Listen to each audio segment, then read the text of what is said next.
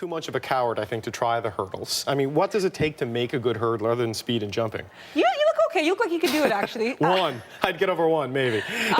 You know what? Some people think you have to be tall to do the hurdles. I'm 5'5". You don't have to be that tall, but I think the best thing, you have to have the mental chops. You have to have the psychology and the confidence to run through those barriers. It's a game of chicken, essentially, right? It's a game of millimeters. How fast and furious can I go over and through these things and hopefully make it out alive? The competitor in them knows that they have to want gold, and they're going after gold. That's what they train for, right? At the same time, when you line up beside the 6'5" legacy in the sprint, the sprinting demigod I've been calling him all week, you can't help but think, I'm probably going to be really happy if I get second in this race, right? He does that. He like sprints 90, jogs 10 in the hundreds. I guess he'll sprint 180 and jog 20 in the 200s. He might stop and do his laundry on the way to the 200-meter finish line. Okay? It does help, and he makes $20 million a year, okay? Like, I would love to make that in my lifetime. Not going to happen. You don't make $20 million a year? No, I know I look like I do, but... so for him, he's really elevated the level and the attention to track. He's a mainstream name. You can go anywhere around the world, people know Usain Bolt, and that's a great thing for the sport. And hopefully the attention is not just the Olympic, it's all throughout the years. Well, we will find out very soon whether or not this happens, whether history is made. And you're right, you absolutely do look like $20 million, Perdita, Felicien. I think it's going to take 12-8 low, 12-7 to qualify to the final. Are all of them capable of that? Absolutely. At the same time, it's the hurdles. It's like running a minefield. There's 10 bombs and anything can go off. And so let's just see what happens. But they have to run like they have nothing to lose and just go out there and prove themselves and turn some heads.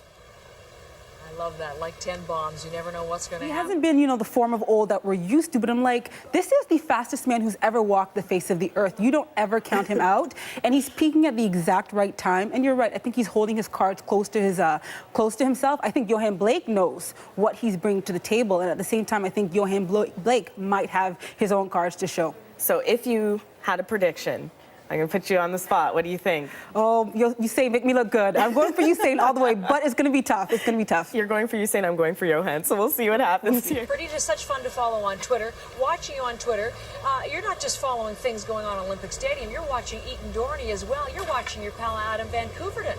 Yes, and Adam is through to the finals, and he's setting his quest for gold. And I can't lie, I want to watch him. I want to see his arms. That's pretty much why I'm tuning in. But he's also a great friend and a great ambassador for Canadian sport. I think in the 200, he could run, stop to do his laundry, run backwards, and still win. That's how good he is. He's so world-class. He's so much better than the rest. And the margin for error in the 200 is far greater than the 100, so I think he'll pull it off. He doesn't even look stressed as they take their mark. He just looks like another day at the beach. Go. Exactly. Another day at the beach. Perdita Felicien did last night. As she watched, we're going to find out because Perdita's back there in our studio in Toronto for her wonderful track assessment and color commentary. Was that you? Were you screaming like that last night? I was screaming and shouting, and I was acting a fool. And Jamaicans are very vibrant people, and I think every Jamaican I've ever met in life was on Twitter last night because everywhere I went, it was like Jamaica 1, 2, 3. And they're celebrating their independence, right, their 50-year anniversary. So this is just a very fitting gift, I think, to that small nation. I know exactly what they're feeling. I know exactly what's going on in their minds. And it's literally run for your life, okay? Leave nothing for later. Run for your life. This is it. But the fact that everybody stopped what they were doing to pay attention to Usain Bolt, there's a stat going out saying there was 80,000 tweets per minute talking about his 200 victory. How big of a megastar is that? And you don't see very many in track and field, so he's totally transcended the sport. Safa Powell's a question mark, Perdita. How do you think the team looks? Yeah, Safa Powell is a huge part of their dynasty. And before Usain Bolt, before we ever heard about him, Safa Powell was the man. He was the world record holder. And he has more sub-10 clockings than Bolt.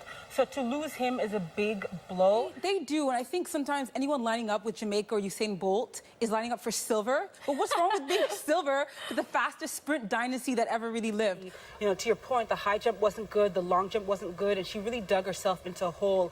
And I think going to the javelin, the second last event, she knew that she wasn't going to medal, but she still ran a really strong 800.